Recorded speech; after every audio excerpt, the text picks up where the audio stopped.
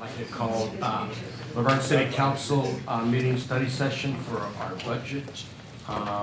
Thank you for being here. If we can all please rise and join our pledge of allegiance. Ready? Begin. I pledge allegiance to the flag of the United States of America and to the republic for which it stands, one nation, under God, indivisible, with liberty and justice for all.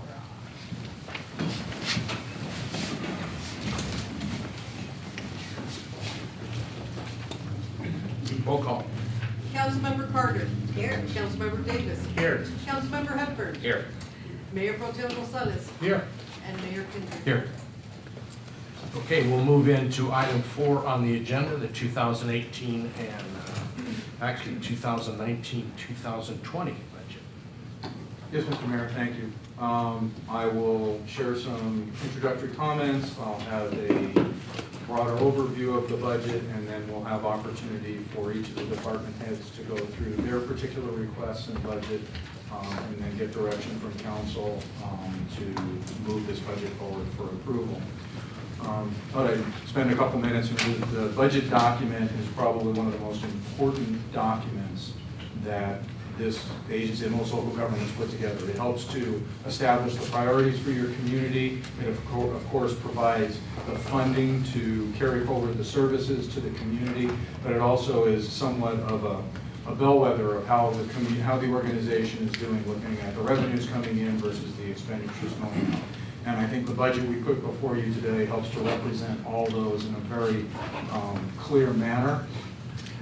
I think the budget requests for general fund meet the revenues with the exception of about $200,000, which I'm very proud on behalf of my staff, the staff here, to present to you for consideration. What kind of gets missed, I think, in the process, and I'd like to spend a minute if I can get this to cooperate. There we go. Is just to understand the budget process for the benefit of the audience. This is a process that starts back in February from an internal review. And that involves departments doing their requests and analysis of fees and revenues, consideration of a review by departments of those requests, then a preparation of a preliminary budget that is looked at by council for the first time to get a general sense of what we're looking at. At that point, I either get concurrence or direction on changes to consider before bringing forward a full document. Then the preparation of the budget that you have before you is done. After that, I have an opportunity to at least discuss individually with each of the council members to go through any questions, comments, concerns that they have before coming forward to the presentation that you have before you today. This will be then another opportunity for that, followed up by final approval in your mid-June meeting with the full adoption, hopefully, of the budget at that time. And I think it's a testament to the amount of work that goes into it on behalf of the council by taking and looking over the document that's here before you to understand it, to be able to push forward. I'd like to just also, in opening, compliment Nathan. This is his first full document that he has helped put together. He has done a lot of the heavy lifting in regards to putting this together. And you will probably see some changes relative to some of the document in comparison to the previous documents. And some of those are stylistic changes because this is kind of a reflection of his work, how he wants to represent the financial view of the city, but some of it are also pronouncements or requirements that also exist as a result of changes in some of the regulations that we're required. I think they all help to represent a better document for easy view and reading by the public as well as the council. So if there are some changes that you see here, that is some of what we might be pointing out.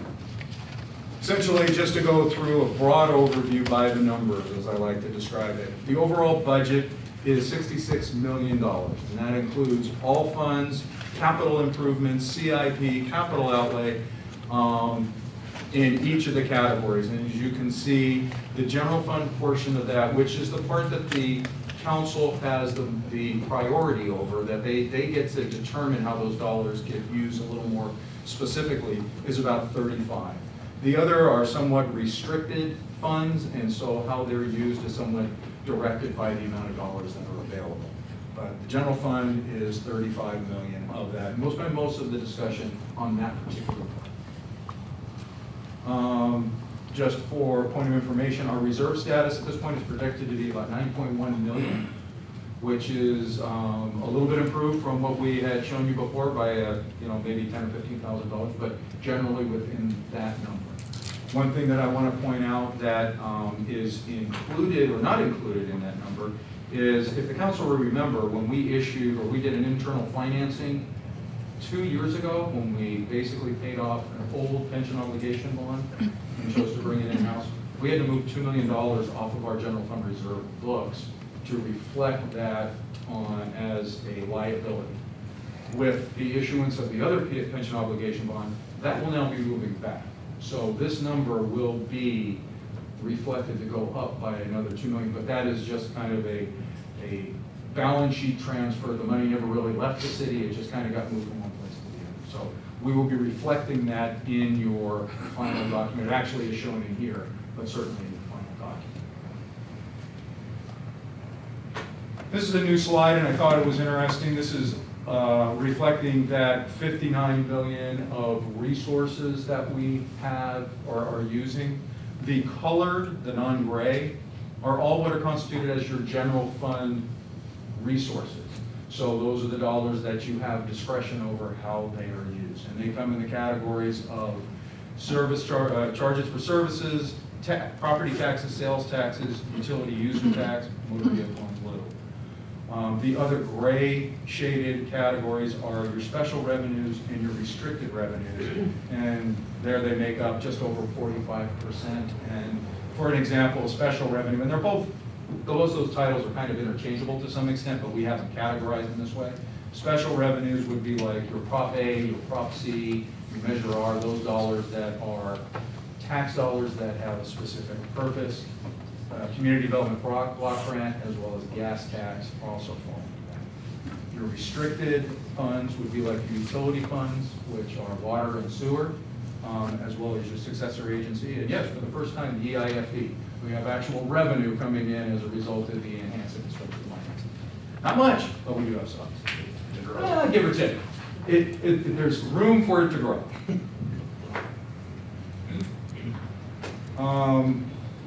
Just another deeper look into the revenues and looking at the general fund revenues. Your major revenue categories, which I call as your sales tax, utility tax, and property tax, had no real significant change. There was some fluctuation within those categories, but nothing that I would call notable change that we need to, that are trends that we're not expecting. The areas that we did have notable increases in comparison to the dollars we received before would be in your building permit revenues. That's up by about 1.3 million. And that's the result, frankly, of one major project that is being anticipated by the University of Verne in concert with Lewis Homes, and that's a housing project that is being considered on the hill that is on the campus west over by Blackburn. But those revenues are reflecting of that project occurring over the next year. Otherwise, building permit is generally flat in comparison to current. The lease of the Baldy Well, you remember that last year we were in the process of engaging with Roland? 20 Basin Water for leasing of an old well site that they could make better use of than we could. This reflects that lease for a full year and an additional revenue of $100,000. And then vehicle in lieu is up by an additional $100,000 over what we were receiving this year, and that frankly is, remember, the voters' decision to leave SB1 in place. This is the outfall result of some of that additional revenue that we will enjoy from that same. The other category that comprises transfers, or that comprises your resources, is transfers into the general fund, and those are for expenses that are supported, general fund expenses that support other activities. And they total just over $5 million. Probably the biggest example of that, and the one that increased most this year, was the utilities, and that was a result of the putting in place the recommendation of the cost allocation study. This takes into account that full transfer from the utilities back.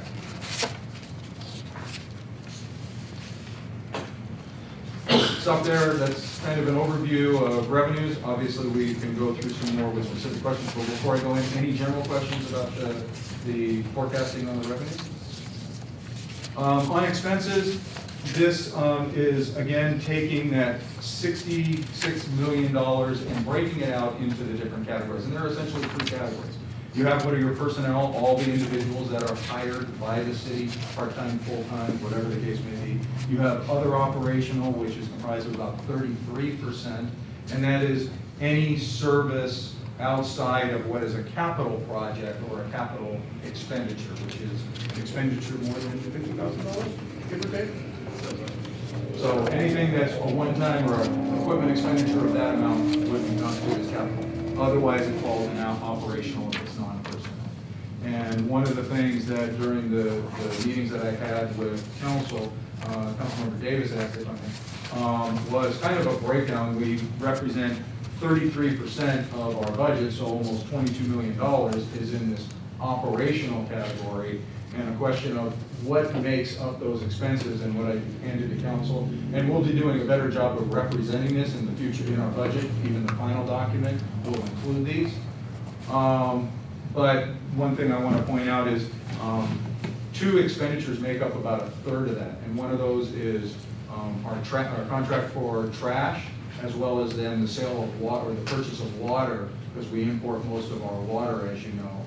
And so that is reflected in that operational expense. That's roughly 1/3 of that 20 or 33%.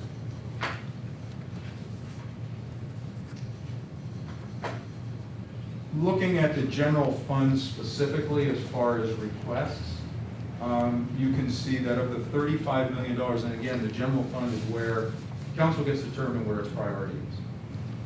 You can see almost 2/3, just over 60% is dedicated to public safety. And that is pretty consistent with what has been viewed as the largest priority for this organization and where those dollars need to be spent. Police with the larger share, and then fire below that at 26. Let's see from that part. Yes. And then the other major categories, public works, community services, community development, and then general government, including city manager's office.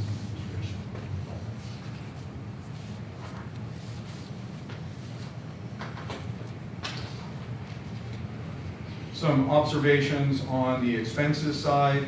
The overall expenses are expected to increase by $2.2 million in the general fund. And this is to maintain the current level of services that we have had in the past and are going forward. There is no significant changes in the services that are being afforded to the community. There is no reduction, there's no increase. Some notable changes, personnel related, that category is up about $1 million. And that is due to a couple of issues. Most of them are benefits related. One is in the area of workers' comp and the payment we have to make relative to that. The full year payment of a pension obligation bond, we had issued the bond in August, and so now this year reflects a full year payment of that in this new number. As well as then our health insurance, not only for our current employees, but also due to a change in the accounting requirements, we are required to put more in our annual contribution as it relates to our retiree medical portion. And so those are all reflected in that personnel parts. Other than that, other additions are relatively minor. We are adding one police officer position, but that is a non-general fund funded position. That is being added to put back in place a special assignment that we had with LA Impact, which is a local task force. We have an arrangement that we are pursuing with LA Impact to get full funding back for that position to make sure that assignment is there, so it's not impacting on our operations or our general fund budget. The other is in the area of streets. Frankly, a year ago, we inadvertently dropped the position, and we were just reauthorizing that position and adding the funding. Somewhere through the whole shuffle, we lost it, but it wasn't intended for that position to be taken. So this puts the funding. Outside of that, we also have redistribution that will reflect in some of the budgets. It probably shows up more in the finance division. What we did is reallocated what were positions that were outside of finance into other specific areas. Some of them were in utilities. But now that we're taking advantage of the full cost allocation, we felt moving those positions back into the division that they were assigned to was the cleaner way to show it. So this now reflects those positions into the finance budget. So that budget looks like we've added a position and a half, but it's really just the other significant changes in your expenses are the costs associated to the increase in building permit activity that I showed you on the other side of the ledger. We do have the costs associated with that for the building inspections that we're required to do, and that are part of that project. And then the last I would point out in this is capital outlay. We have in excess of $2.1 million in capital outlay that we're taking on, not just in general fund, but in all funds. 900 to 1,000 of that is for a variety of whether it be public safety or other departmental needs, and about 1.2 is in vehicle replacement. The most significant of that is a Type 1 engine that is up 40, scheduled 40.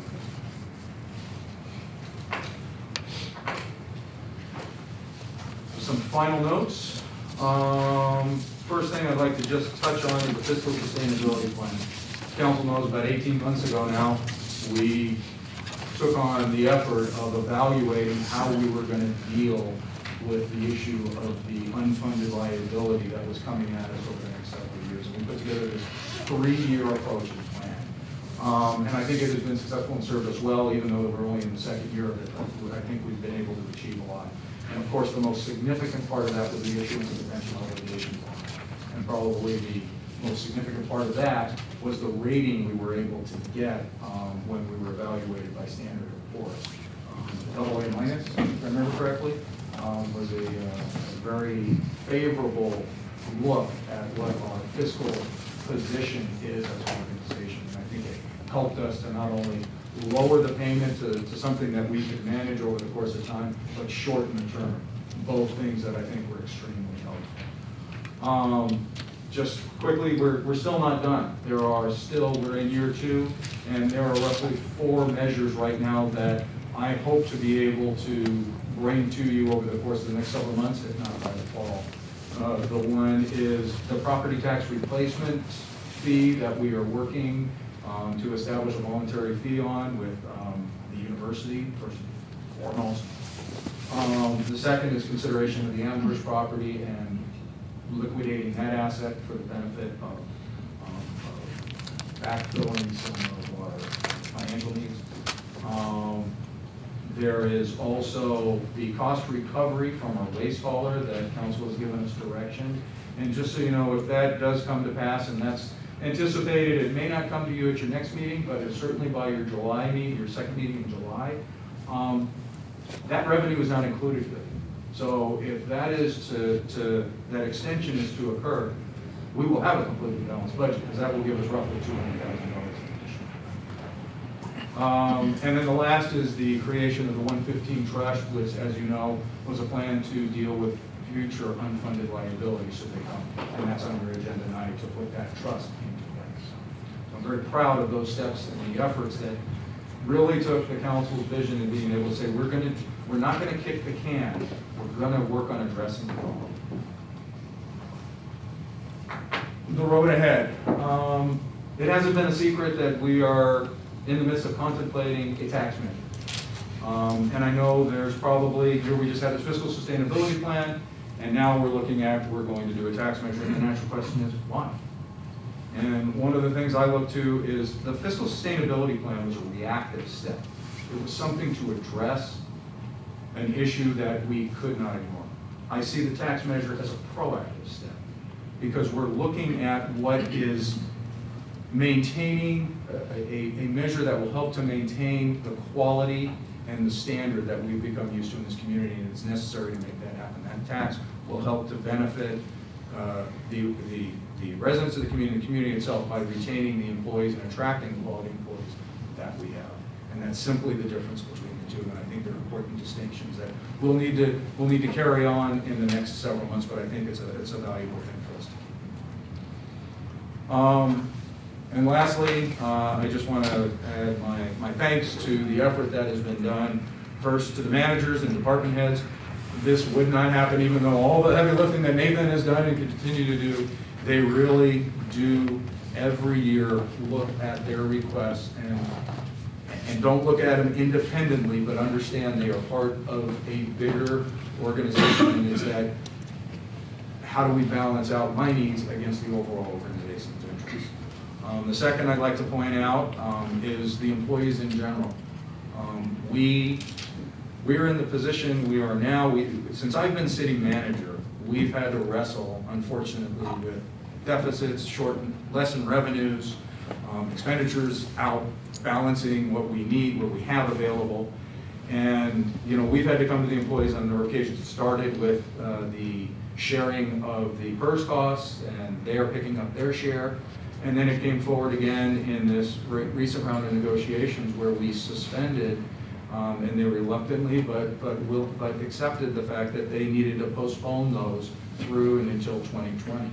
That was a big ask and something that they took on, and were a big part of the puzzle piece to help us balance the budget at this point. So they certainly need their just rewards and thanks for that. So I appreciate those that are here.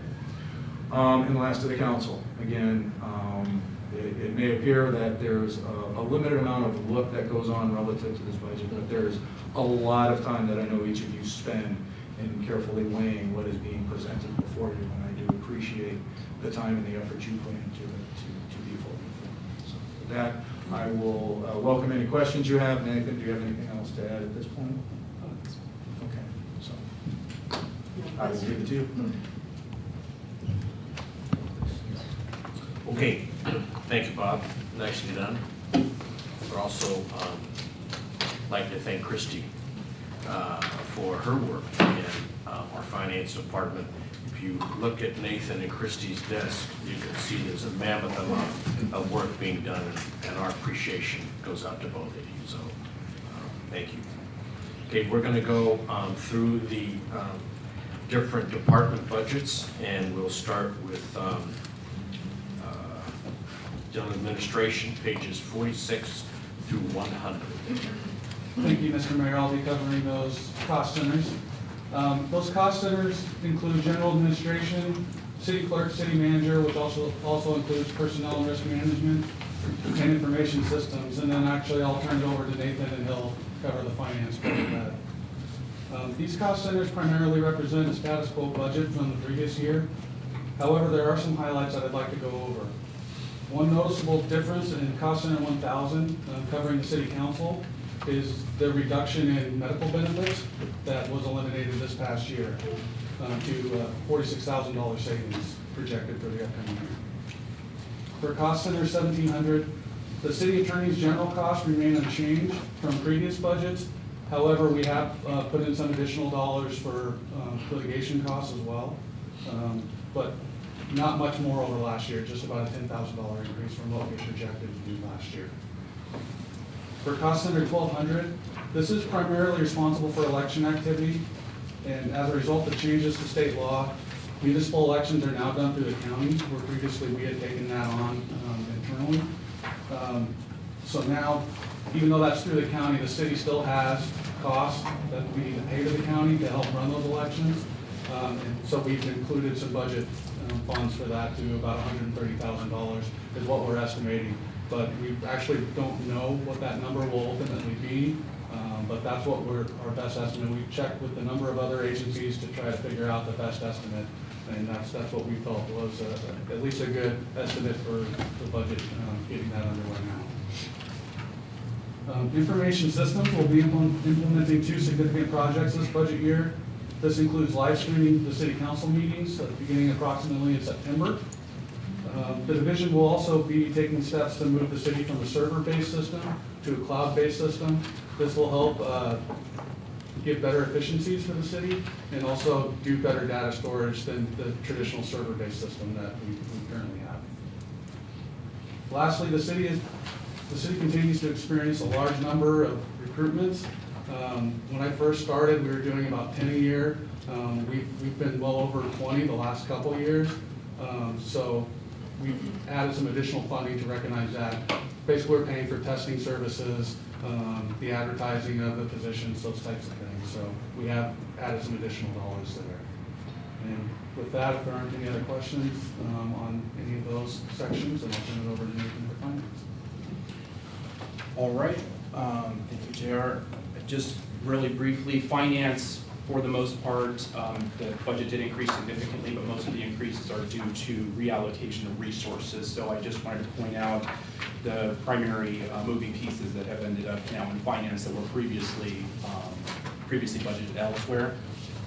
We did add an account clerk, one position to finance to be filled in the upcoming 19-20 year. Those funds were previously budgeted in several different places in personnel that simply have been moved into this position at this point. As part of the cost savings for the reallocation of the city manager's office that took place last year. So another significant part of that, we did have audit costs that were recorded and budgeted in several different and various places. We had some for the housing element, over community development. We had some in just general admin. So what we ended up doing, just to make everything clearer and more precise, we put the whole audit fee into finance department or division, as well as pulling in the tax consultant, same kind of their reports as well. So those pieces pulled in, and that was a significant increase, not overall to the overall budget, but just in finance division. And then the last piece that did hit and Bob did allude to that when he was going through the cost allocation. This did hit finance, where we did have certain pieces of certain parts of salaries budgeted in water and sewer for what were services provided to water and sewer. But now, since the way that the allocation works, since the entire finance department gets allocated, it no longer made sense to have direct costs and allocations for the same employees. It would double count or undercount depending on which direction you're looking at it. So that was also a significant piece to finance that got pulled into an purely administrative function. So overall, the same functionality to finance, no major changes, just the budget went up for those specific reasons. So there are any additional questions on that? All right. Any questions of JR or of Nathan? No, the only thing that really stands out to me though is because the county's requiring us to go through them for the election, if we're, from now on, that we were doing it so much cheaper in-house, but now it's gonna be quite a bit more money for the county to handle the election. And I might point out, this is our best guess at this point. The county has not given us what their cost is. I just read that San Dimas budgeted $200,000. But we surveyed some of the other cities and they were more in the range that we were. But we will, once we know, we may have to come back to you and let you know that cost is more than what we expected. Nice to be a revenue source for the county. $200,000. I think what they were They said they using- were gonna be cheaper. Yeah. Yeah, well, Wasn't it about 85,000 for us to Yeah. handle it? Well, 85, but then there was also a couple other, and so that was, I think, the contract, but then when you added the poll workers in, it was right around 100, 85 to 100 from one year to the next. we're good. Anybody?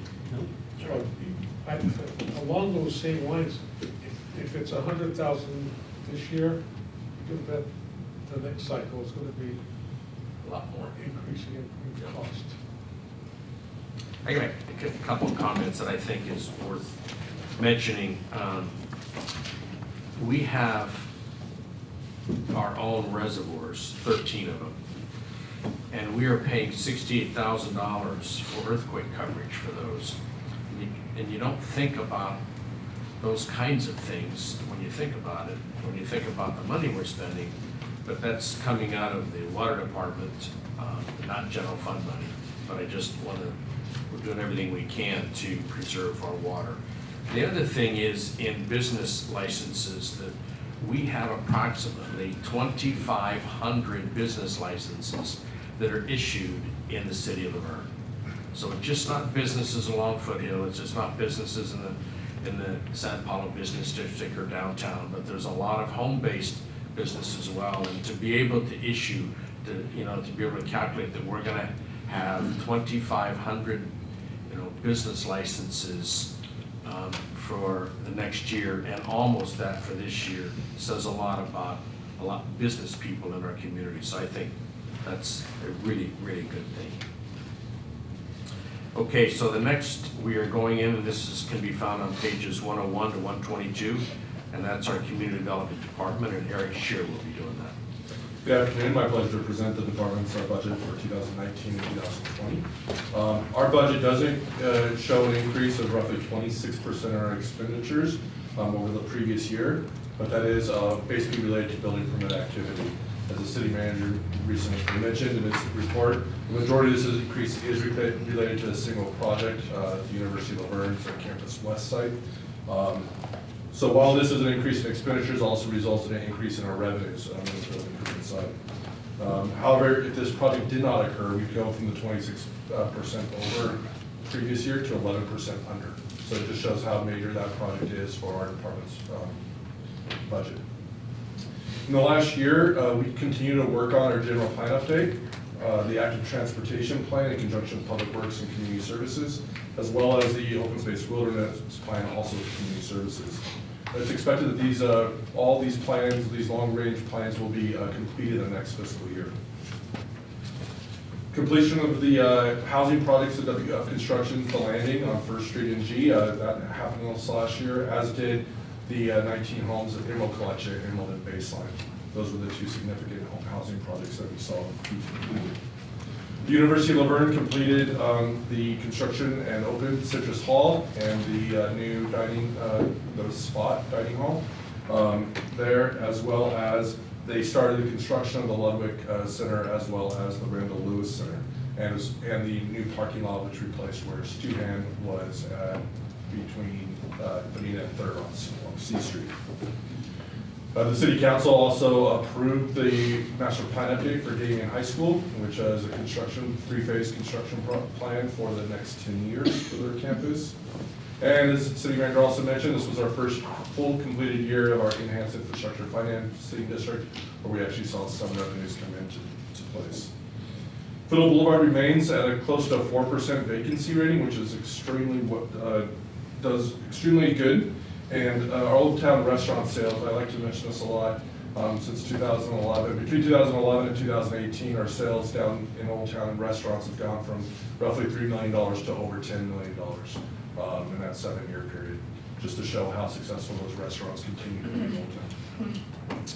In the next year, as I mentioned, our most significant thing to point out is we hope to see the adoption of our general plan, which has been a 2.5-year effort in having this guiding document for the next 20 years for development in the community. We also expect to have a University of Laverne application for an update to their master plan, which would address the future of Campus West, not just this immediate project that's being proposed, but also other portions of that property that are vacant today, and the long-term plans for that area.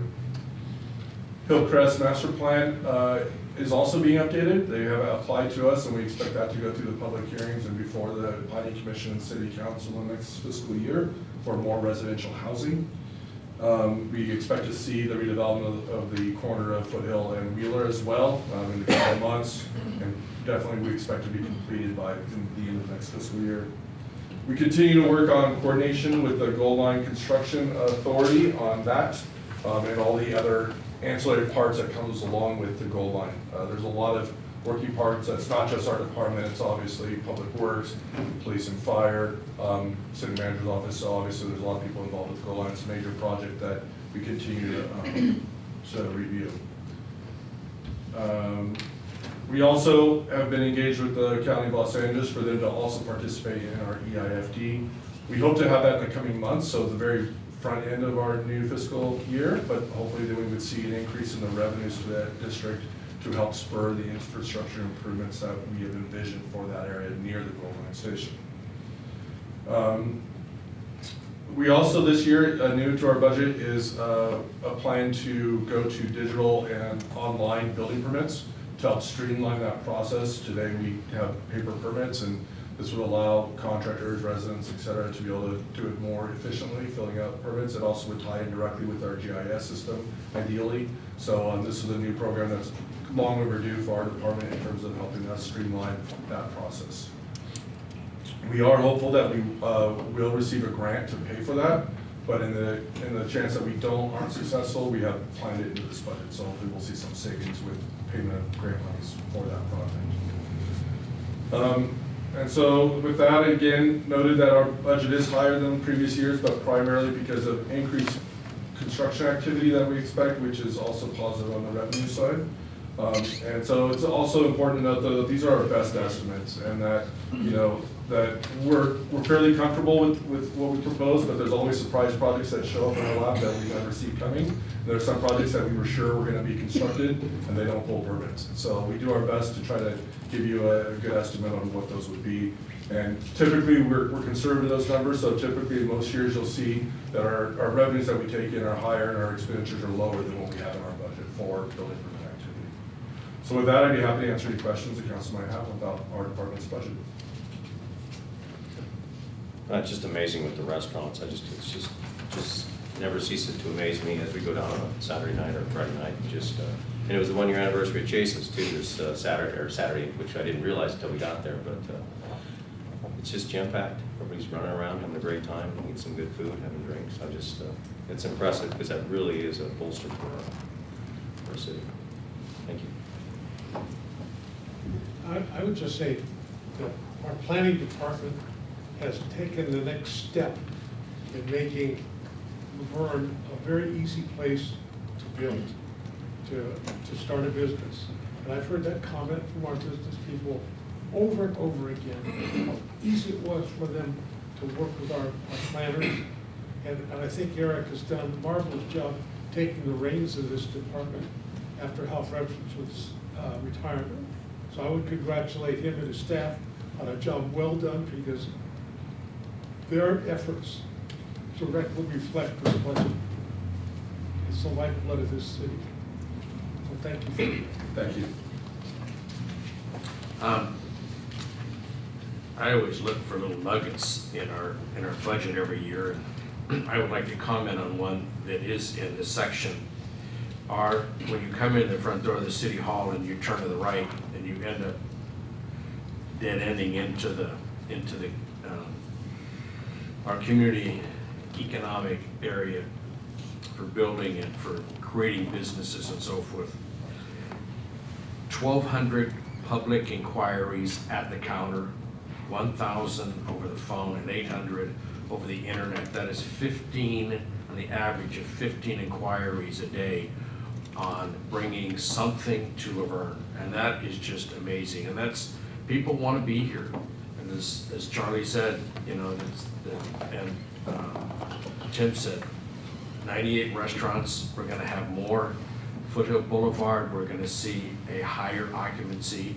Downtown is already full. People want to be in this community, and they're coming here to find out how they can do that. So one of the things that is kind of the underlying comments of their department is, if it's a good idea, how do we get to yes? And that's always a positive thing, because you can twist things, you can tweak them, but you can still end up at yes with a good project that nobody thought about before. And if you see some of the new businesses around that we're going to the ribbon cutting, you're like, who came up with that idea? But it's great. And so it's helping kids, it's helping adults, lots of good things going on around the community. So thank you for leading that department, Eric.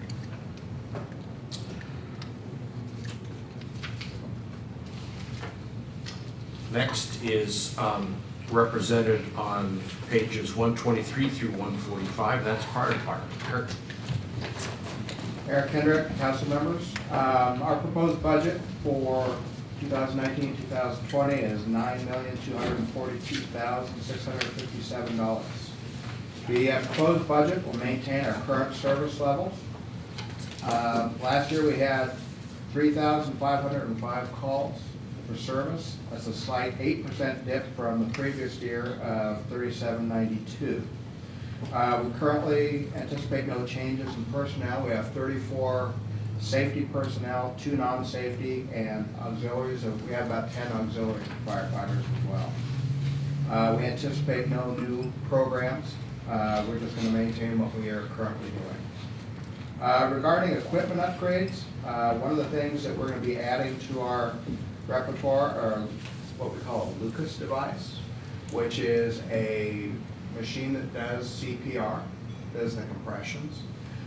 They're really a tremendous upgrade in that they provide very precise, very exact compressions for CPR, which makes that a lot easier for the firefighters to do a full arrest.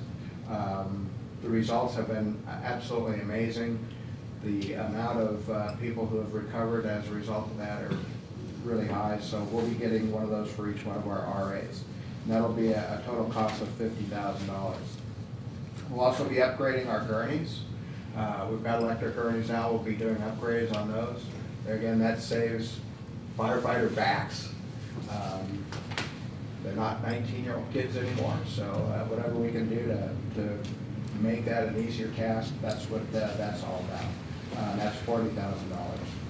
We're also going to be upgrading our wildland safety gear, which here again is for the benefit of the health and safety and efficiency of our firefighters. It's $18,000. As far as apparatus is concerned, we're looking at purchasing a Type 6 brush engine. Basically, that's a small engine on a pickup truck chassis, high mobility, and kind of the trend of the fire services these days, especially in areas in the interface where you have very narrow roads and difficult access. It seems like every year the fire engines are getting bigger and bigger, and this is kind of a solution to that. We had originally planned on buying a pickup truck, but we're going to buy this instead. I'm kind of the belief that anything we can put a pump and get water out of is a good thing. So that's why we're going with that. Estimated cost of that will be approximately $210,000. And then we'll be replacing a Type 1 engine, that's a municipal full-size pumper, and that'll be $810,000. Fire station repair of $76,000, and that basically consists of remodeling the bathroom, replacing some counters in one of the stations, and just kind of upgrading the interiors that are long overdue to be upgraded. And lastly, there's one thing that is not reflected in the budget that we're still considering, and that's an upgrade to our dispatch capability and services. And myself, Chief Hawes, and City Manager Russi are currently evaluating the viability of that. That concludes my report. That fire truck that's 210, that pickup, does it carry water? Oh, yeah. Approximately 200, 300 gallons. Like I said, anything that I can put water in a pump on, I'm happy about You got it. some big tires on that thing, aren't you? Oh, yeah. It'll have duals on it. So is that just for, it's better access, that you can get it in Right. places, tighter spots, and doesn't Correct. carry in a full quint or whatever you want to call it? That's Yeah. a You lot don't need easier. 2 people driving it. Right. Yeah, that's good. Well, when you upgrade those gurneys, I wouldn't tell them they're no longer 19. They don't know, and that's the problem. You know, one of the things that I saw in this budget was, when you said status quo, I see a number that is going up, and that's classroom fire safety presentations, up to 20 for the year 1920. And I'm just thinking the more we can get our firefighters in classrooms, which they do a great job in there, the more we educate the parents, because that's ultimately where those conversations are going to end up. So the more the merrier. If you want to push that, I'd be grateful. Yes. You know, we laugh about the gurney, but I've seen it in action, and it's battery powered. I'll tell you what, it's amazing. It does save backs, and if we can save firefighters from getting any injuries and workers' comp, it keeps more people at the stations and in the trucks. So they're It's amazing. absolutely a cost-saving measure because we will reduce injuries significantly. Thank you. Okay, next is Budget pages 146 to 177. This is our police budget presented by Chief Nicholas. Good afternoon, Mayor, Council. First of all, before I get started, I want to thank Nathan and Christie for all the help they give us throughout the year, especially around budget time. They don't hesitate to meet with us, and we do meet with them a lot. So after getting through a tough year last year with a lot of people on leave for medical reasons, whether they were on duty or off duty, we're slowly recovering. And right now we're fully staffed. Our records division is fully staffed. Our dispatch division was fully staffed until last week when the part-time dispatcher left. We'll be looking to fill that. Right now we have one recruit in the academy, and we recently completed interviews for additional police recruits. We have 2 that we started on backgrounds, and we're looking for a 3rd one after we interview an additional 3. So hopefully we'll get all 3 in backgrounds.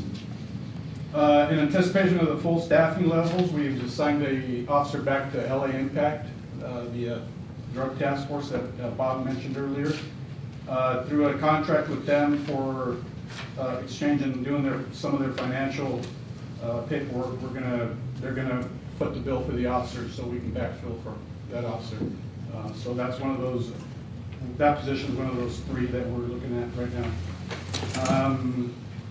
And also due to the full staffing, we have redeployed our motor officer back to traffic enforcement. I'm sure you've seen him out there.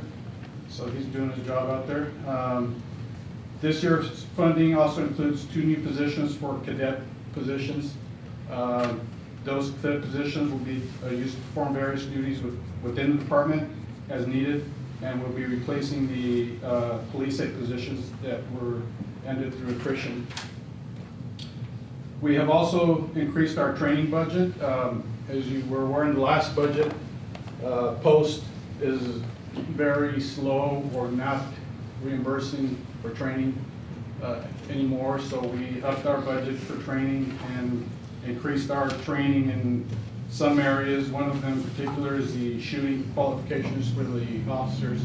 Right now we're doing 3 a year. We're going to double that just to reduce liability for officers in officer-involved shootings. So, Thank you. and with the attrition of the police aid position, which included part of their duties included jail operations, we're also looking into evaluating our jail operations and exploring some options in operating our jail. We will also be filling our 4th lieutenant position, which was on hold. The city was gracious enough to let me overhire by 1 last year just to keep up with retirements and other things. So we're going to be filling that position again.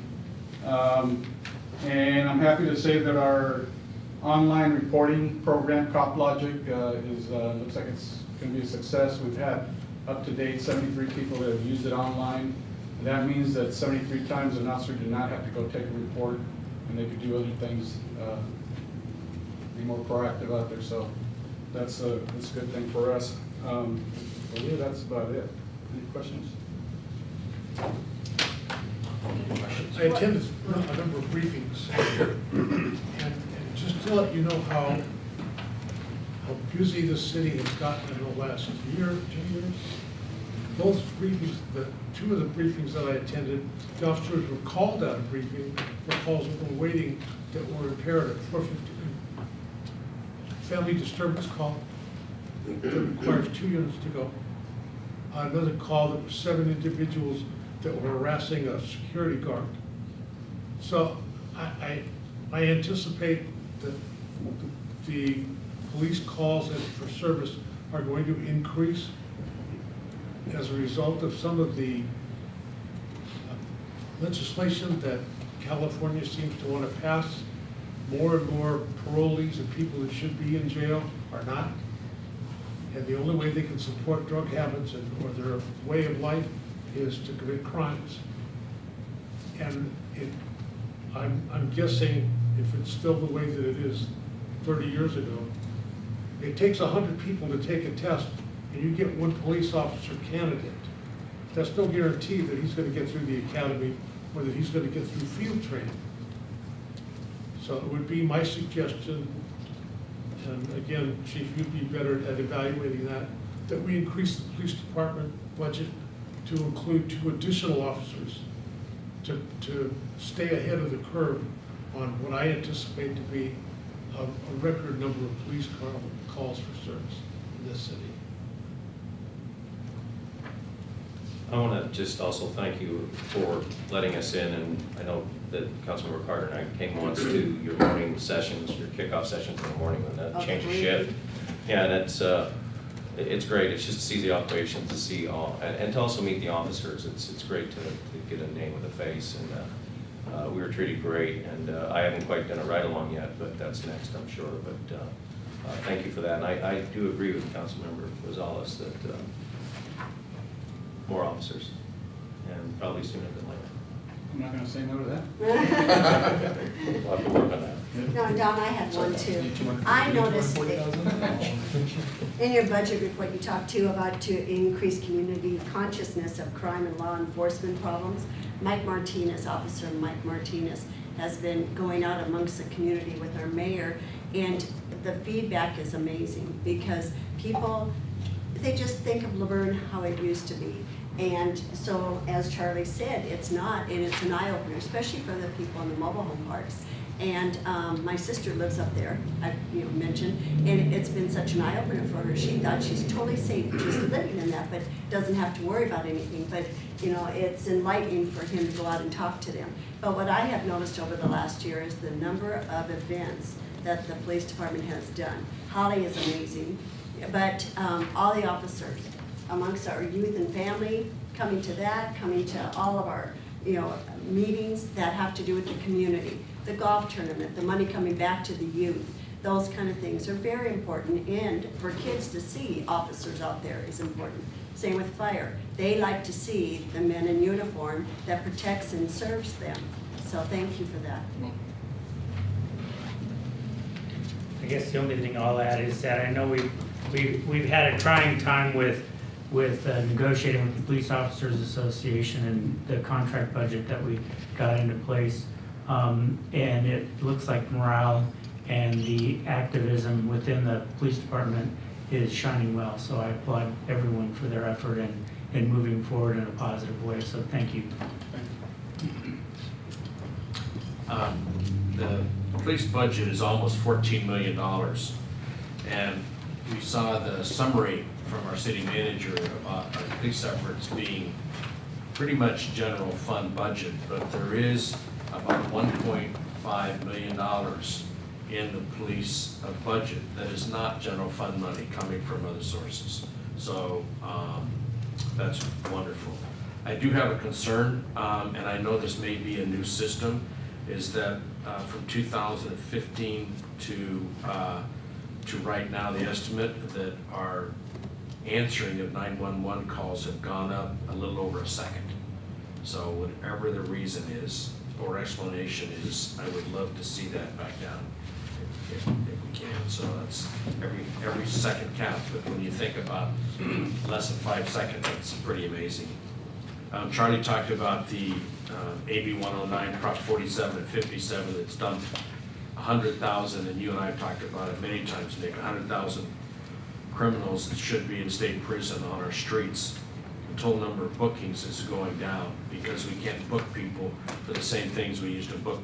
We give them a citation, send them to court, which they never show up at. But we get more calls, but we have less people that we can convict, which is absolutely a shame. Second from last, kudos to our detective department. In 2015, they were solving 28% of the crimes, and today it's 40%. So, I mean, when you go, that's a significant number. That's just huge to be able to solve that many more crimes. So, thank you very much. And one of the things that makes our police department so wonderful, and every one of them will say that, is the RSVPs. And the anticipated 2019 estimate is over 11,000 volunteer hours. So they do all kinds of things for the police and with the police to make our city safer. And they're going out and doing a YANA program, which is meeting with older adults that are alone. YANA stands for You Are Not Alone. And thank you, Nick, for everything that the department does to represent the city well, so, thank you. Okay, we are going to move to pages 178 to 192, Community Services Department, and this will be presented by the Director, Bill Gary. There he is. Yes. Honorable Mayor and City Council members, this year's Community Services budget shows an increase in both personnel and operating costs. In personnel, the increase is due to minimum wage. In operating costs, the majority of the cost is due to the replacement of the roof at Veterans Hall. The Community Services Department will once again provide the community with a number of cultural and recreation programs, special events, transportation programs, and parks and facility rentals. New classes for the adults and youth include Rock Star of Tomorrow, which includes learning guitar, drums, vocals, and piano. And that will take place at their business, which is on Foothill. It won't take place at our facility. Let's Play Sports Camp, a gymnastics dazzle team, and private lessons. We have a new inclusion program, which includes basic computing, level 2, and new senior programs, which include pinochle and mahjong. The department is looking to increase facility rentals due to ongoing marketing efforts. Staff has just recently developed a new rental packet, updated the city's website with new pictures of facilities, utilized social media, and created postcards for our front counters. And this is what I consider a big thing for us. We now have a full-time person dedicated to the daily and monthly rentals over at the Community Center, Veterans Hall. And this individual also does the maintenance of our facilities. And on a side note, we get residents as well as people from outside the community come into our 30-year-old facility, the Community Center, and tell us how great the facility looks and what a great job our staff does. And I know I've commended these individuals over at the Community Center. We also had an architect who built the facility 30 years ago, and he walked through it a couple months ago and said the same thing. So we are very lucky, and our community staff is very dedicated. And last but not least, during this upcoming year, the department will also explore ways of securing funding for our community, or the construction of the community center. As part of this effort, a grant consulting firm has been retained to pursue and compile grant applications for submittal. Did you mean teen center? Teen center, what did I say? Community center. Yes, thank you. The We're department is so good looking. with the first one, we're going to double it. Call it whatever you want, just build it. The department is looking forward to the upcoming fiscal year, and I want to thank council for all their support throughout the year. This concludes my report, and if the council has any questions, I'd be more than happy to answer. I'm glad that you had the foresight to look at the city pool at Los Flores Park. I have a number of young people that their children spend half the day there during the summertime when there's no school. And some of the mothers were very unhappy with the fact that the plaster was coming up, there were some other issues, and we've addressed that now, and I think that's by and large the best we could do for that pool area research. I appreciate the effort. Thank you. Great. Bill, what I am thrilled about for the department, I have always enjoyed your department because that's the services we offer that are enjoyable for the community. And I love the fact that for our concerts in the park and movie nights that you have gotten sponsorship to support it, so the funds aren't coming from the city.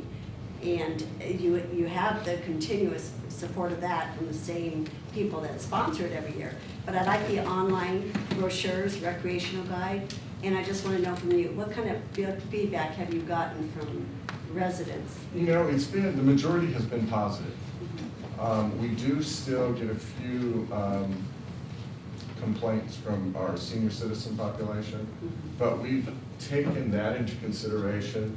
We've purchased about 250 copies of the brochure, and we also have put together a brochure of just senior programs, and that's available to our senior Good, population. good. Wonderful. There's not a day that, because we're here quite often, it seems like, for council, we're here, and that parking lot, we have to park in San Dimas, because you have so many, I mean, you look down your list of things that just, you know, 24 excursions, 445 classes, you've got 2,000 swim lesson participants, diving participants. I mean, it's a well-used facility, and it does look great. You guys keep it up very well, but just as it's just a testament to our neighborhood and our community that it's a necessity to have that, and our teen center is going to be probably just as busy, even if not more busy. So thank you, and your staff too. You got great staff also, just a great group of people that, especially we just had the senior, the volunteer luncheon, and they were just a great time. It was fun, a lot of fun. But anyway, thank you. Well, Nice Don, job. and I think it needs to be mentioned too, you sit on the teen center committee with me. You're being modest, you have led this group. You have given the foresight for this teen center, and you have guided us to go see the different centers to come up with a plan. You work with the architect. We are steps above where we ever thought we would be at this time. So Bill, your leadership on that, I appreciate. Thank you. Well, I mean, everybody's talked about it over and over, but I'll just say that the reputation Laverne has for its community offerings as far as classes and programs actually draws people from other areas, and I think that's kudos enough for you and your entire department. You guys have an awesome program going on, so thank you. The teen center's been talked about, and I just want to say that the company that has been hired to go after grants has promised to have the funding in place by the end of the year, or close to the beginning of the following year, and we're looking at close to $2 million. We can get that. Our city manager has it penciled in to be built in the year 22-23. I'd like to move it up. If we get that money, we're building that sucker. We're gonna call it the Gary Teen Center. Probably not. You heard it here. The spelling will be different. Just as long as it's not a memorial. It's on camera, Bill. You know, everybody's talked about, you know, what people offer, and Tim talked about classes and so forth. But just in the classes, we have almost 35,000 people, you know, participating in those classes. We have 32,000 residents, so they're coming from all places, not just Laverne, but the excursions. And I went to Dodger Stadium on an excursion this year. How much fun was that? That was great. So anyway, great job. Thank you for leading that department. Thank you. Okay, we are going to move on to budget pages 193 to 269 and our Public Works Department. That's Anthony Ciata. Thank you, Mayor, City Council. It's my pleasure to present the Public Works Department $21.1 million budget request for this coming year. As usual, this budget continues to provide outstanding essential services through a variety of operations that contribute to making Laverne attractive, vibrant, safe community. Our mission is to design, maintain, improve, and green the city's right-of-way. To achieve the objective, the department has again submitted a responsible budget that supports our commitment to enhance the quality of life in Laverne. At the January 2018 fiscal sustainability planning session, staff was directed to explore options to contract out street sweeping. As a result, this will be the first full year that we will contract out our street sweeping. This endeavor will save the city between $105,000 and $120,000 annually, and will be funded using Measure M dollars. And to date, we've been doing it a couple months now, to date it's going very well. The budget request also restores funding for a maintenance worker position that was inadvertently cut during the 2018-19 preparation. Our operation will continue to provide general maintenance services for all public buildings under our responsibility, maintain our existing park network with a slight decrease in tree trimming activities per the fiscal sustainability session, continue to operate and maintain water production, distribution, meter reading, and treatment facilities, and have a planned number of water quality improvement projects ahead of us. Evaluate our road network development, appropriate maintenance activities to ensure quality, long-lasting streets.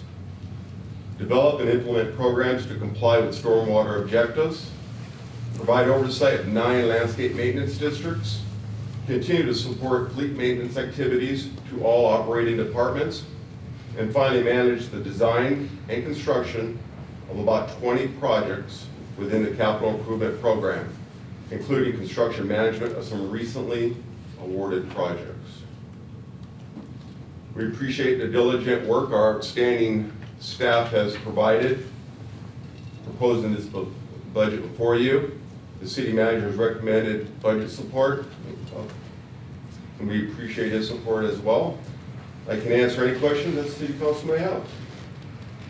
I don't know how you maintain the streets the way you do at the level of repair that saves the city thousands of dollars by being proactive in the maintenance and repair of city streets. And I applaud you for that effort. I think we have probably the best streets in LA County, if not the state. And that's a direct reflection on our previous director and your efforts. And I think And I have seen over my 11 years being on council, you take over, Public Works taking over more divisions, but you have the building, the street division, the water division, sewer, fleet, maintenance, parks. You know, it's just, I don't know how you do it with, you know, the staff you have, but they're outstanding. So you should be very proud. We're proud of you. Oh, I concur with both council members Rosales and Carter. I think that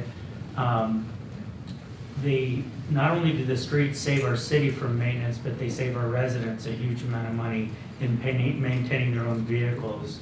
Some statistics that I was reading on the average community in California with the disrepair is costing roughly $200 to $250 a year annually for residents or citizens of California to fix their vehicles.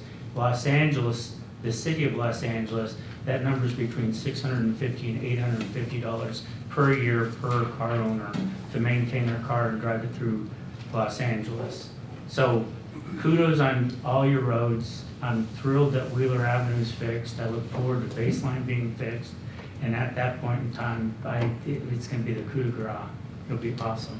So Why don't we get Arrow Highway fixed? Oh, please, I know that's it's not falling ours, apart but we again. got to get that Got some fixed. little, You couldn't just leave my remarks alone. It's coming. We have a plan for Oh, that, good.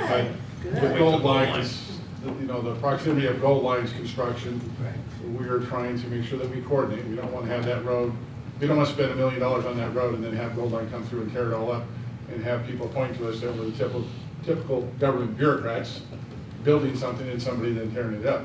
So we're trying to make sure that is coordinated. So we may have to endure that. So it's just Yeah. like Wheeler and For a while. MWD, just like Yeah, Wheeler Avenue and exactly. MWD, Yes. we're gonna let them rip it up first and make it worse, then we'll make it better. And I would like to say, you know, in response to Charlie's comments and Ms. Carter's comments as well, much of what we do is because of the faith you put in us and the ability to give us the flexibility to put those dollars where we think they will best serve the community versus being rigid with a specific order of roads that you want to see done.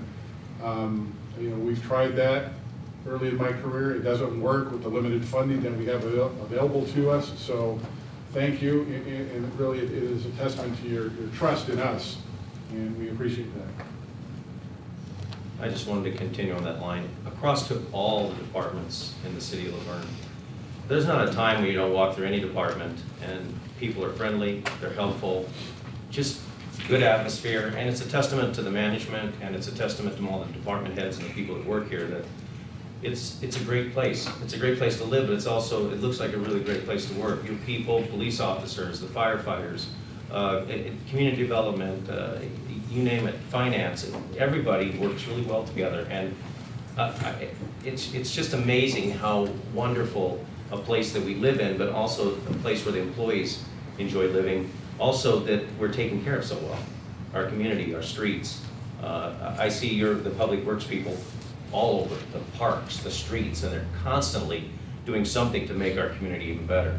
And that's all internal too, so kudos to everyone in the department. It just goes without saying that it really shines on our community, the jobs that you all do for us and our residents, that it's a great place to live. Thank you. And I just have to go back on one thing, because we've been talking about everything above the ground. I want to make sure we recognize the effort, and I think this is also goes along with what Dan was saying as far as our trust in your departments below the ground as well. You take terrific care of our water pipes and our sewer pipes, and for that we thank you. A few comments. The first is the amount of money that we're saving because of the street sweeping, but also the street lighting is now going to save us about $170,000 a year. All those have been purchased. They've been converted to LED, so we have better street lighting. So it's all good. The amount of graffiti that is being identified, the numbers are down. The amount isn't, but it's quickly removed. But the number of graffitis per year looks like it's about one a week, a little over one a week, but that's good.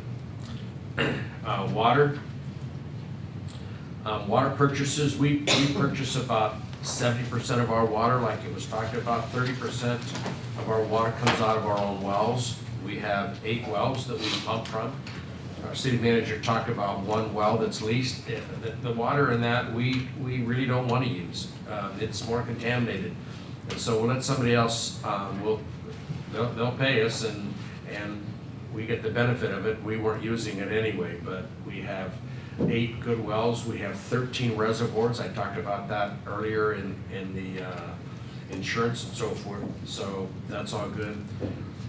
6 water samples per day are taken by Richard Martinez in the back and his group.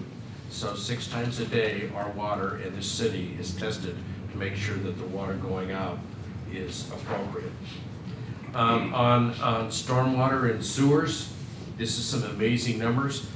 They check our sewers at least once a year. First of all, they're flushed with a big vapor truck, and they go about 85, little over 85 miles of sewer every year are flushed. About 62 miles are videotaped. There's a little videotape machine that goes through our sewers, takes pictures of laterals coming in from businesses and homeowners, and going from manhole to manhole.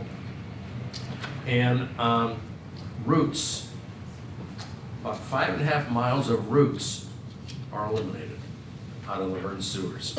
They're foamed, and that kills them without damaging or contaminating the water. But about 5.5 miles of roots, that's a lot of roots that are removed off our sewers. Before we, if you want to, oh, sorry, we're not, go ahead. No, not quite done, so just a minute. Grass mowed, we talked about the parks, acres of grass mowed. Talk about different parks. We have about 20 parks in our city, and they're mowed, some better than others because of the amount of use. So if it's used more, it gets taken care of more. And you talk about acres and so forth, but you know your house, it's about 2,000 square feet or something. Our parks have a little over 130 million square feet. And that's the amount of space that our public works department is taking care of. And edging, about 75 miles of edging every year. And the last thing is this isn't so good.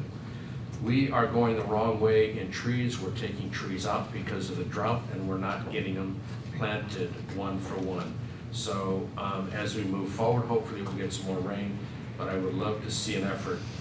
And it doesn't have to be paid for by the city, but I think if we put an effort out to our residents to, you know, donate for the trees or some effort, I think that would be wonderful, because I would love to see the trees that are taken out replanted.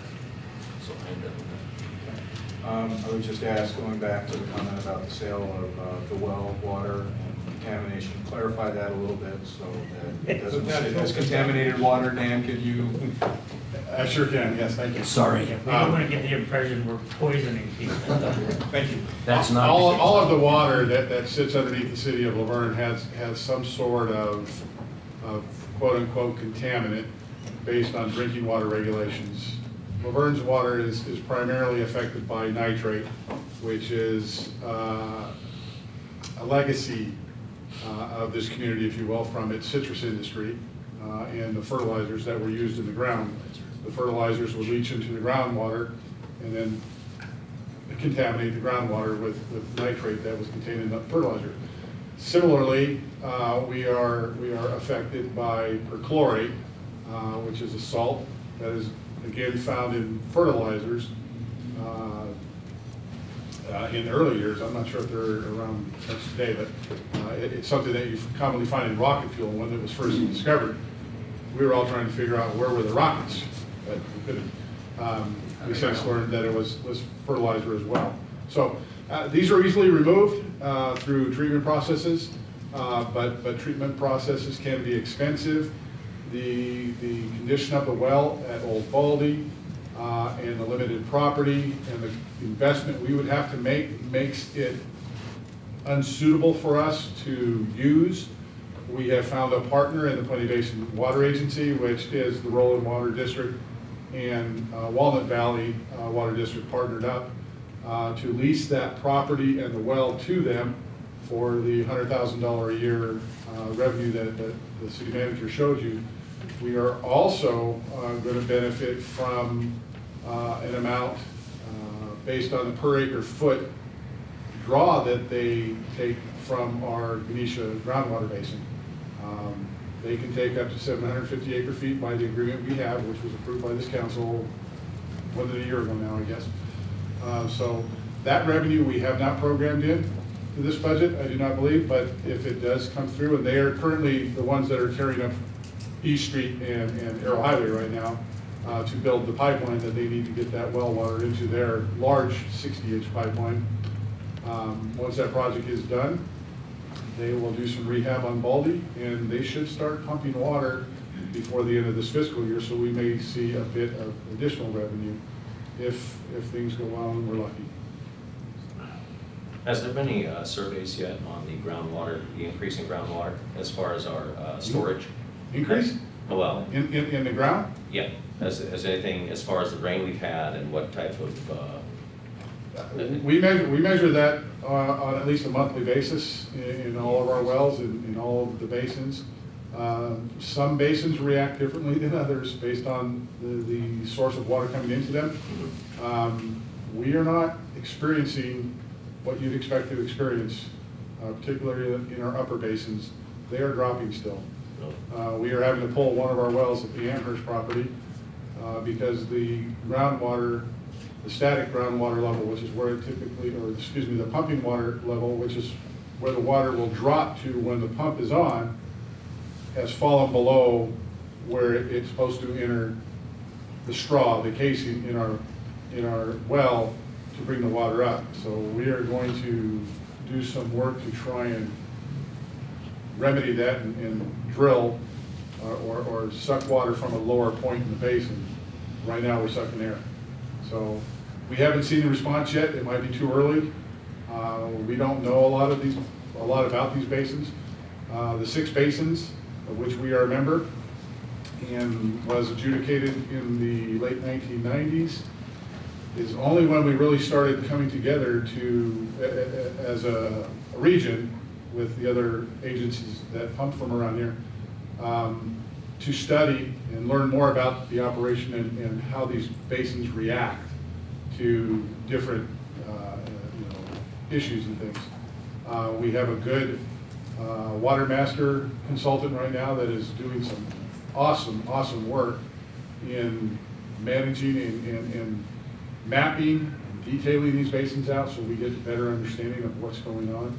And hopefully we will have some more work this year from them that will give us a better idea on how we should truly operate the basins to allow them to recover, instead of just being mined and pumped. So we're hoping to see that by the end of the fiscal year. Took the words right out of my mouth. That was a lot of words. Thank you, I used to be short Dan. on words, now I'm long on words. Thank you, Dan, thank you.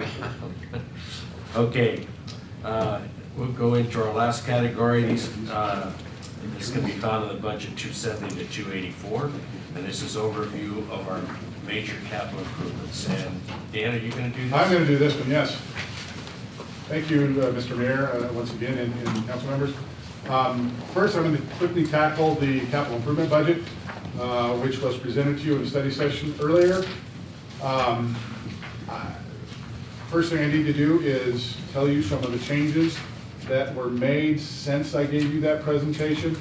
We were not able to get some of the projects awarded that we had anticipated awarding before tonight's meeting, and so they have been reprogrammed into next fiscal year's CIP, and I expect to award them at the meeting in July or August, maybe one of them in September, based on coordination issues we have.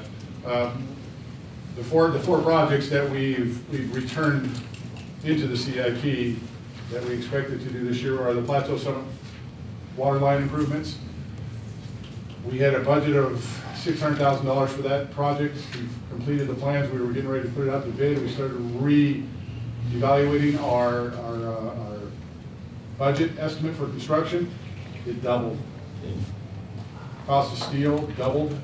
Well, not doubled, but the cost of steel and some other things were much higher than this project was figuring. This project was entered into our CIP 5 years ago, and I guess we haven't kept up on trying to keep the budget estimate quite right. That and construction in the canyon. This is a pipeline that will go from Leroy's Boys Home up to Summit and Williams through that canyon. That's where the existing pipe is. We've got to go back up through that canyon as well.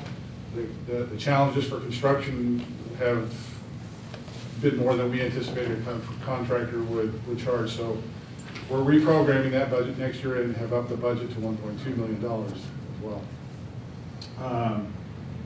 The RCS water quality improvements at our Wheeler Reservoir, which I shared with you at your meeting. I also shared with the Bonita Unified Council joint meeting that we would be constructing a chemical feed system at Wheeler Reservoir.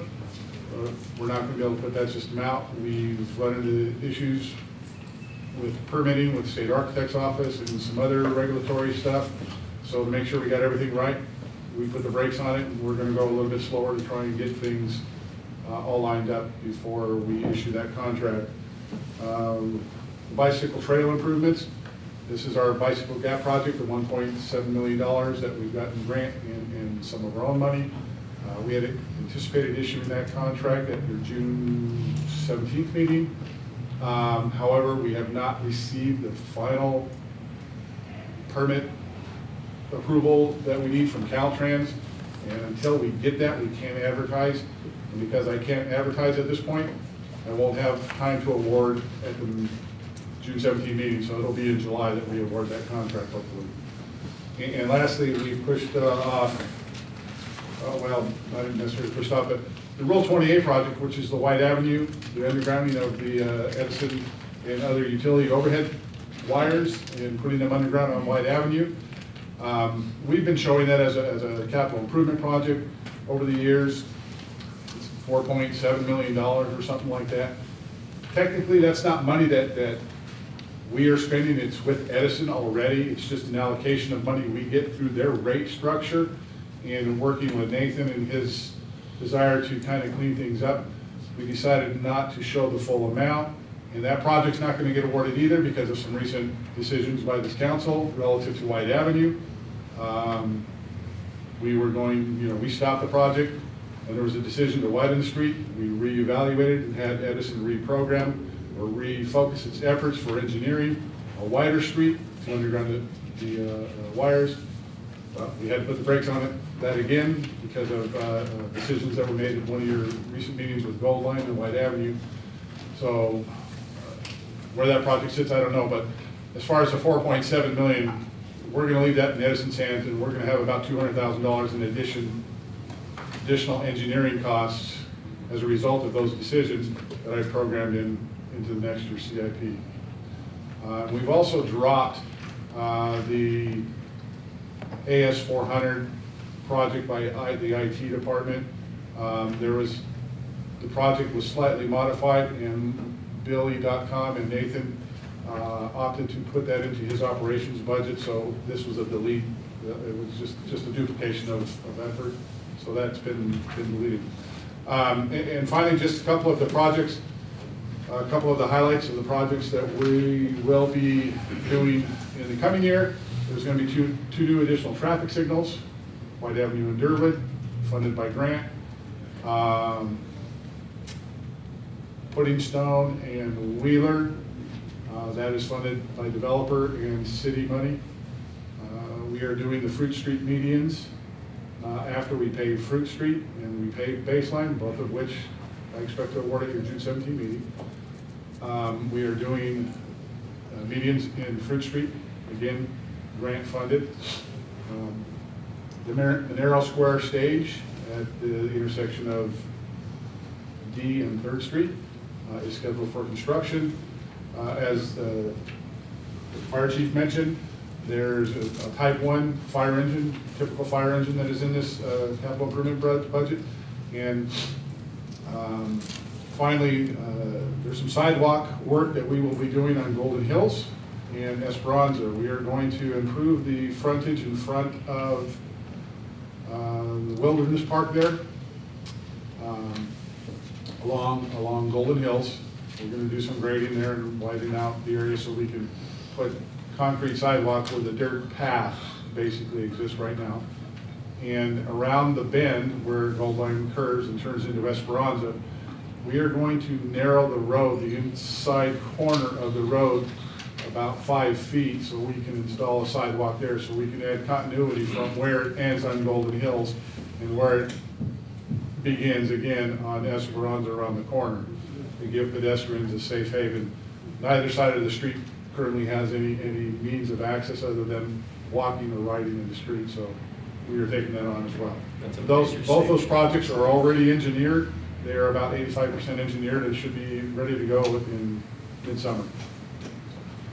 That's all I have on the CIP. If you have any questions, Could you clarify, when you say medians on Fruit, you mean above Foothill, correct, for the medians? Yes, I'm sorry. Because we've talked so much about below Foothill on White, but this median in This just affects above. Fruit Yes. from the current terminus about Lutheran High School to Baseline.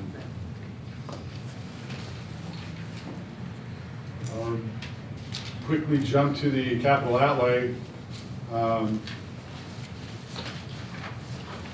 Not much else to mention here that hasn't been mentioned by the operating departments. There's about $900,000 in various pieces of equipment that we seek to purchase in this budget through the various operating funds. Some of which was already mentioned, as I said, the video streaming project for council meetings. That project is budgeted through here. A type 6 fire engine that the fire chief mentioned, which is that truck with the 2 300-gallon pumper added to it. And in the water fund, we are going to be buying some new handheld meter reading devices to assist us with our business operations, as the current equipment we have will no longer be supported by the manufacturer. So those quickly. And then special programs, finally,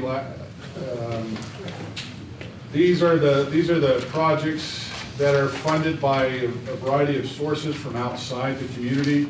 such as CDBG, Measure M, Measure R, Prop C, Prop A, and they all have their basic restrictions or requirements for their use.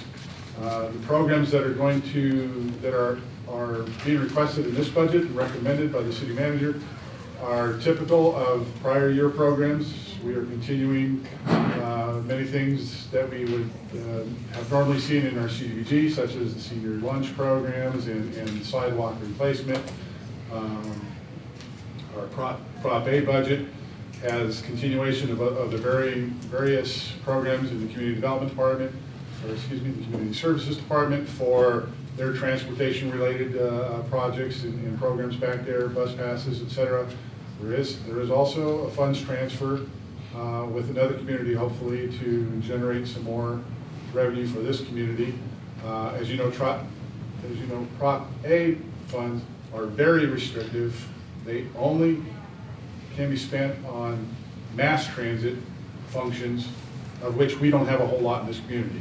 Frankly, I think we only have 3 routes that buses travel in this community, which is where we focus much of our Prop C money. So some of the Prop C money you see in this budget will be focused on street repairs, as well as some of those other transportation-related programs and services that are provided back in the Community Services Department.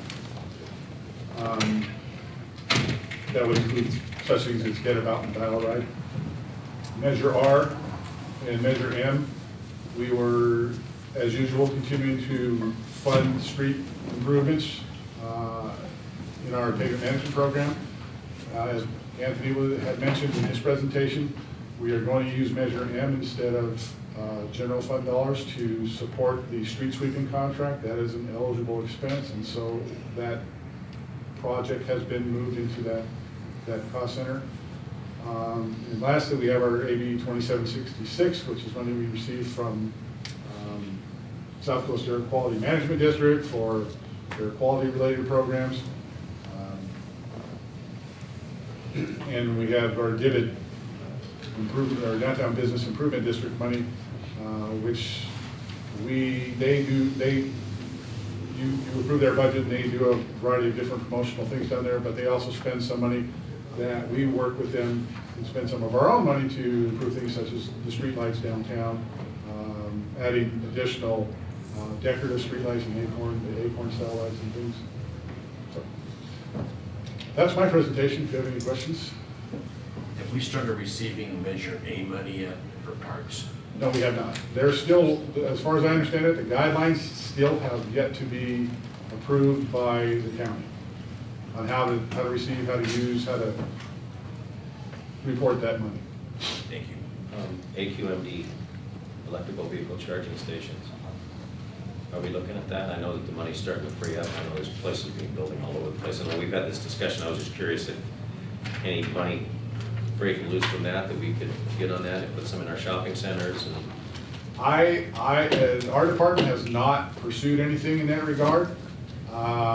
Frankly, I'm not even, I don't know that I've even been made aware of anything other than what you've sent me over the past year. It's something that we can pursue, but with the resources we have, the limited time we have to manage the projects we got. Only with grant funds. Even if it's grant funded, it's still, I mean, our staff is up to here in trying to accomplish the projects that we've listed in the CIP, as well as just our operational things. So there, Edison has programs that it's trying to put out there for commercial, private properties. I would look to the Community Development Department if this is something you want to pursue, because it's private property. Our expertise lies in the public right of way. Got it. We have looked at it here at this building. In my 30 years here, I've had only one request for it. And as you know, parking is very, very limited here. So it's not been a high priority in our department's eyes. It is up and coming. Fast. I hope there's some grant money out there. They're begging to do a grant for medians on baseline. That is something we have had programmed over many years in the STIP, State Transportation Improvement Program.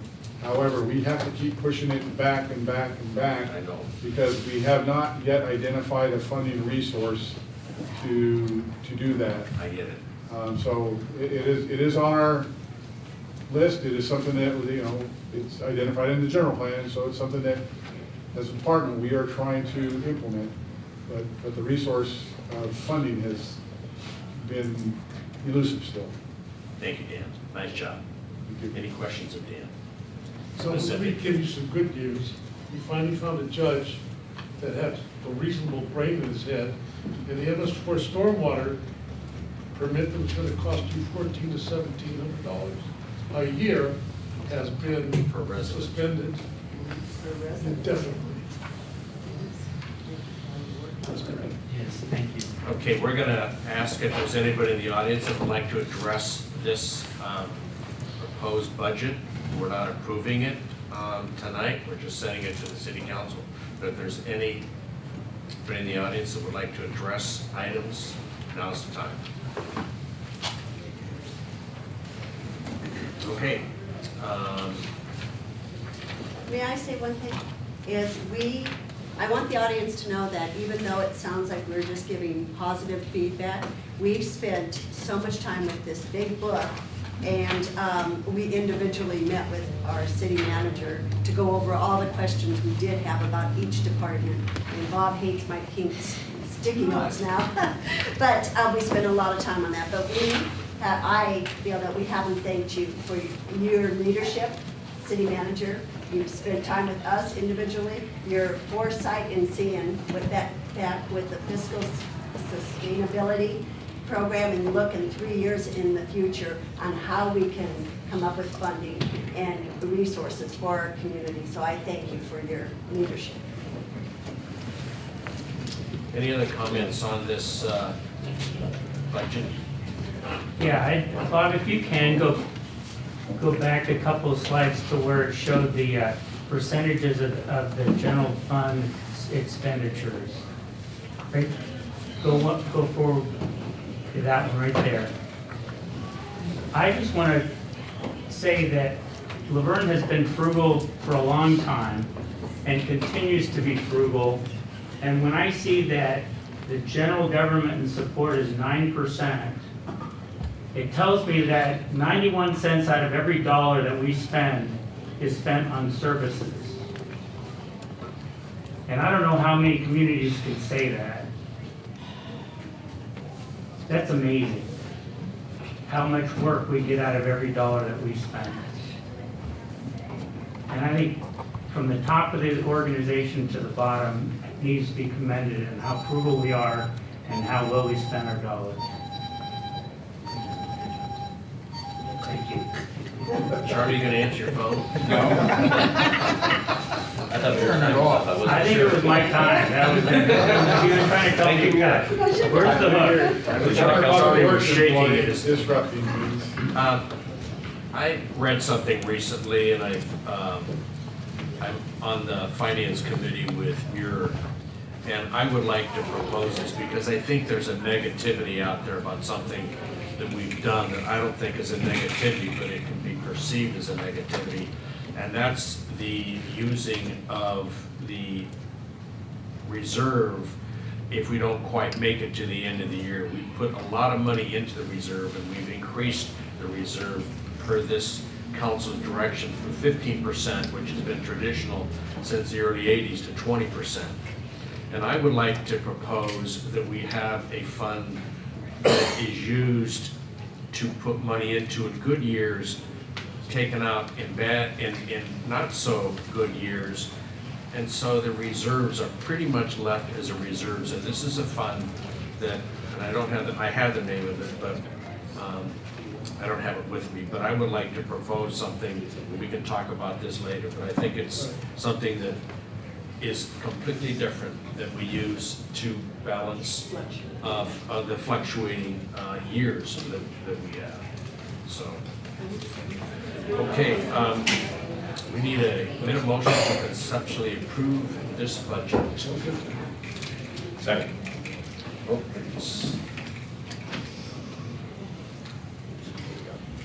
Thank you.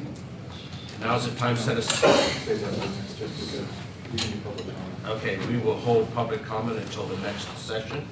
Our city council meeting starts at 6:30, and this study session.